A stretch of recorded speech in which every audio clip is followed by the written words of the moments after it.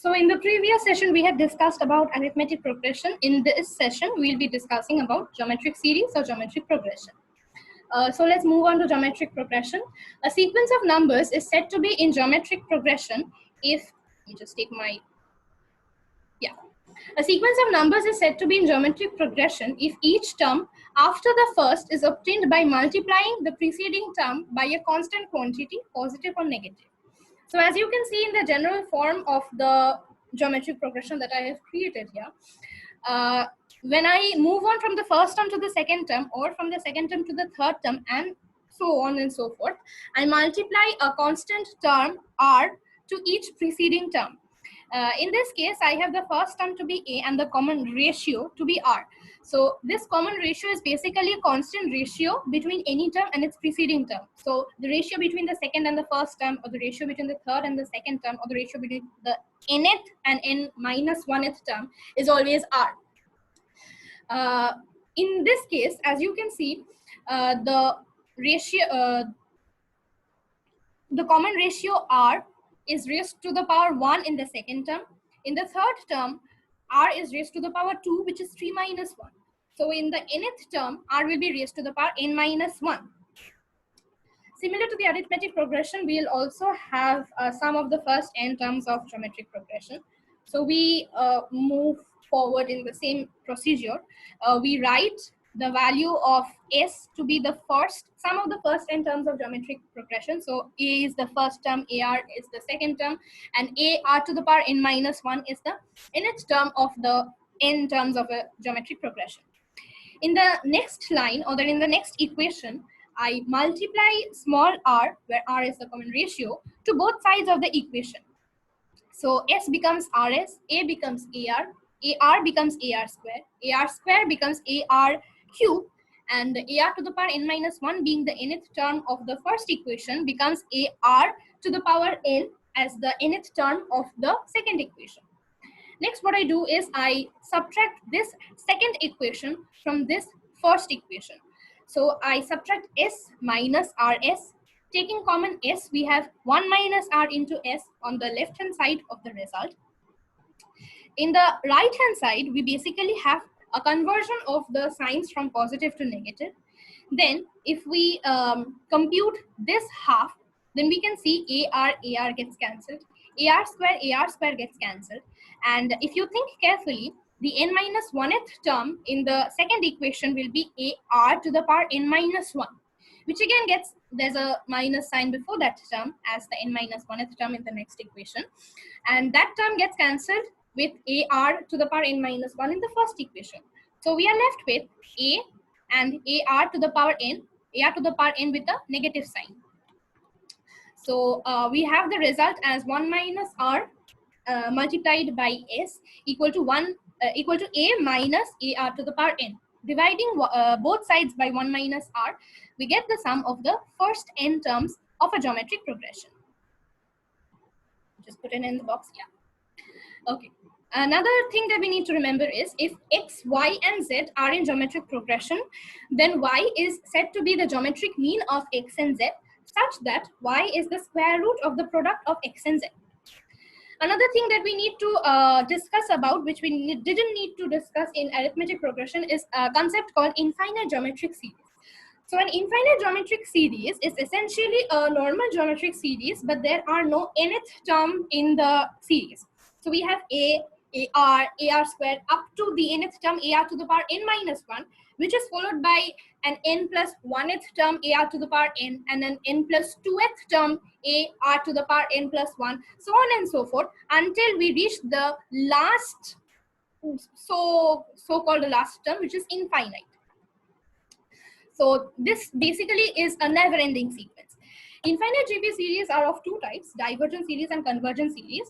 So in order for an infinite GP series to be divergent, we have to be following certain conditions. That is, the common ratio r has to be either greater than 1 or it needs to be less than minus 1.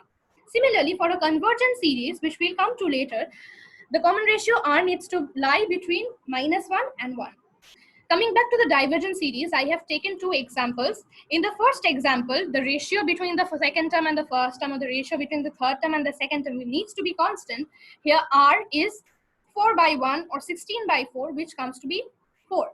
Again, in the next infinite geometric series, which is divergent in nature, you can check that the ratio of the second or the first term, or the ratio of the third and the second term is again constant, but this time it's -4. So that's -4 by 1 or 16 by -4. Why it's called divergent series is very interesting. You see, if you keep on adding these terms, you won't get to a point where you can say that this is the sum of the entire infinite geometric series. So basically it keeps on increasing. So 1 plus 4 plus 16, it will keep on increasing. On the other hand, if you take a convergent series as an example that I have mentioned here, so it's 1, half, 1/4, 1/8, so on and so forth, the value of the common ratio R in this case, which is the ratio between the second term and the first term, or the ratio between the third term and the second term, you'll get it to be half by 1 or 1/4 by half, which gives you half. So the value of R does pertain to the condition of convergent series, that is, it does lie between -1 and +1. But the difference between divergent series and convergent series is that even if it does not have a concrete answer as the sum of the convergent infinite GP series, it does tend to a particular number. So when we add 1 to half, we get 1.5. If we add 1/4 to it, we get 1/3. Again, if we add 1/8, the sum increases and it moves closer and closer to 2. It does not reach 2 to be exact, but it's as if it converges to 2. So that is why it's called a convergent infinite geometric series. So we did have the sum of the first in terms of a GP series, and we'll kind of have a limiting version of the first infinite kind of. It's not exactly first infinite terms because infinity is not a number. So we say the sum of the convergent infinite GP series. So we take the sum of the first n terms of a finite GP series. And what we do is, in case of infinite convergent GP series, we take n to be tending to infinity. So if R is a positive fraction as pertaining to the condition of infinite geometric series, R will be a positive fraction which is raised to a very, very large number n. So it's like half to the power 7,469, which will be a very, very small number. In fact, close to 0. So 1 minus something which is close to 0, this term in the bracket will be a number which is close to 1. So in the limiting sense, this bracketed portion disappears. It kind of vanishes. So we are left with the term A by R1 minus R. So that's the sum of the convergent infinite geometric series. We take a few sums. Insert n geometric means between A and B. We had a similar sum in arithmetic progression as well. So we have the first term to be A. There are n geometric means between A and B, which means there are essentially n plus 2 terms that we have considered here. And n plus 2th term being B. We use the expression for the n plus 2th term. Here we basically replace nth term as n plus 2th term. So we replace n by n plus 2. And here R is unknown because we have been given a value a and small b. So we find the value of R, and that gives me the set of rules that I need in order to create my geometric series. So we have the first term A and the common ratio R, and we can create the geometric means. The next sum that I have is a very interesting one. So it says, a bouncing ball rebounces each time to a height equal to 1/2 of the height of the previous bounce. If it is dropped from a height of 16 meters, find the total distance it has traveled when it hits the ground for the 10th time. Here I have created a diagram for you to follow. So there is a ball at a height of 16 meters, and the first time that the ball hits the ground, it has covered a distance of 16 meters to be exact. So I have put that to be the first term under consideration. The next time, let's say the ball bounces and it moves up to a height of half of 16 meters, so that's 8, but it moves this distance twice when it hits the ground for the second time. So we have the distance covered twice, the height being half of 16 meters. The next time the ball hits the ground for the third time, it covers a height of 4 meters, which is exactly 1/2 raised to the power 2 multiplied by 16. So that is what I've written. The height, the distance is covered twice, and the height is half square into 16. Now, as you can see, when the ball hits the ground for the second time, the exponential of half is 1. When the ball hits the ground for the third time, half is raised to the power 2. So when the ball hits the ground for the 10th time, half will be raised to the power 9. So we have 1, 2, and 9 terms in this section of the expression. So what I do is I take 16 separately, then I multiply 2 and 16 in each I'd say expression, and I take 32 out to be common, and then I write this portion, half, half square, half to the power 9 as a separate entity. And this is a finite geometric progression. I've used the formula of the sum of the first n, here n equal to 9 terms of GP series, and by basic calculation I get the answer out to be 47 whole 16 by 60. The next sum is, if A and G be the arithmetic mean and geometric mean respectively of two positive numbers, find the form of numbers. So here we take small a and small b to be the two numbers that we need to find out the form of. So this expression has been discussed in the video on arithmetic progression. So arithmetic mean of two numbers is given by the sum of the two numbers divided by half, divided by 2. And geometric mean is given by square root of the product of the two numbers. So in this section, what I do is I square the both sides of the equation, and I get AB equal to G square, and I keep it there.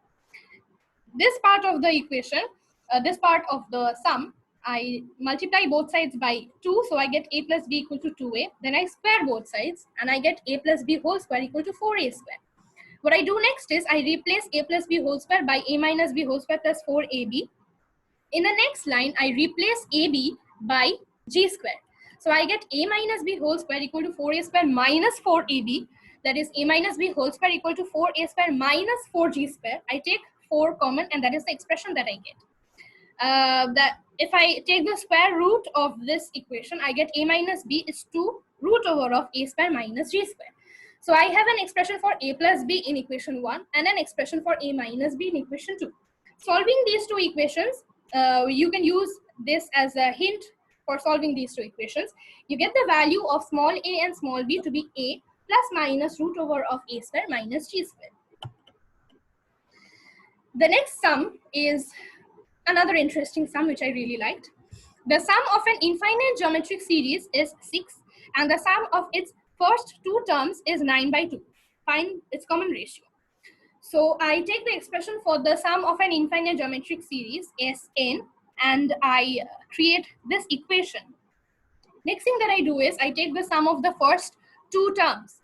So the first term is A, and the second term is AR. So A plus AR gives 9 by 2. If I take A common, I get A multiplied by 1 plus R gives 9 by 2. I divide equation 2 by equation 1. So I get this equation 1 plus R into 1 minus R equal to 9 by 2 by 6. So I take 6 as the denominator, and A gets cancelled. So there's no A in this equation. This is a simple equation in R where I multiply A 1 plus R by into 1 minus R, and I write it as 1 minus R square, and I simplify this side to get 3 by 4. So 1 minus R square equal to 3 by 4, which means 1 minus 3 by 4 equal to R square, which is equal to 1 by 4. If I take root over on both sides, I get R equal to half. So that's the basic introduction, a very, very basic introduction to geometric progression. And in the previous video, we had done introduction to arithmetic progression.